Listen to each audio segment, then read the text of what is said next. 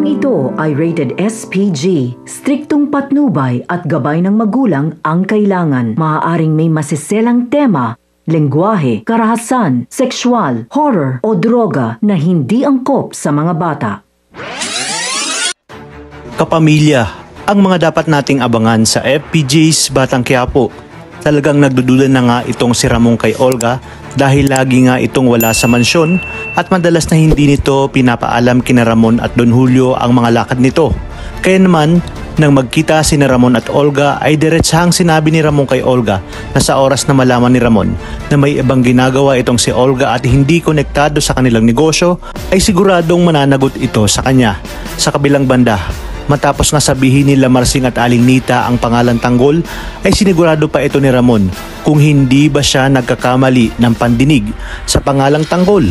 Ngunit talagang paulit-ulit na sinabi ni Mang Marsing ang pangalang Tanggol at kilalang kilala umano nila ito dahil ito ang kababata ng kanilang anak na si Mokang. Dagdag pa ni Marsing na anak ito ni Rigor Dimagiba na kanilang kapitbahay. Kaya naman naalarma si Ramon at agad na tinanong kina Marsing at Aling Nita kung saan niya nakikita ang tanggol na sinasabi ng mag-asawang Marsing at Nita.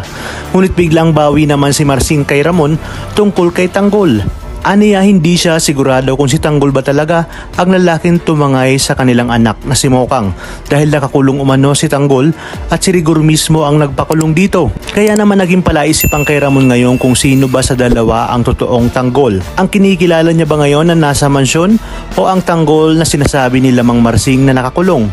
Ayon pa kay Ramon na merong maling nangyayari kaya ito ang kailangan niyang alamin. At gusto niya umanong makita at makausap ang Tanggol na tinutukoy ni Marsing. Samantala sinabi naman ni Don Julio kay Ramon na huwag basta-basta maniniwala sa mga sinasabi na mag-asawang Marsing at Nita. Aniya, baka gumagawa lang ng kwento ang mga ito upang magulo ang isip ni Ramon at sirain ang relasyon nito sa kanyang anak na si Tanggol. Sagot nga ni Ramon na wala siyang makikitang motibo para gawin ito ng mag-asawa lalo pat hindi pa umano nakikita at nakikilala na mag-asawa ang kanyang anak na si Tanggol. Dito nga naisip ni Ramon na iharap ang kinikilala niya ngayong anak kina Marsing nang sa gayon umano ay mapatunayan kung sino talaga ang totoong Tanggol. Kaya naman pinapunta ni Ramon sina Marsing sa isang lugar dahil gusto niya umano na makausap ito at gusto umanong ipakilala kina Marsing ang kanyang anak. Ngunit hindi nga sinabi ni Ramon kay Marsing ang tunay niyang pakay. Dito na nga tinawagan din ni Ramon si David.